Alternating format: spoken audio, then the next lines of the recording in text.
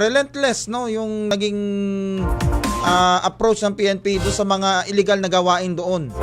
Bagamat may mga naitalang insidente, pero sabi nga, goods na goods, no? Dahil overall, batay dun sa assessment ng PNP, generally peaceful yung nakalipas na halalan. Ano? Back to basics na di ba? Back to basics na. Yun ang sinasabi ngayon ni Chief PNP Marbil.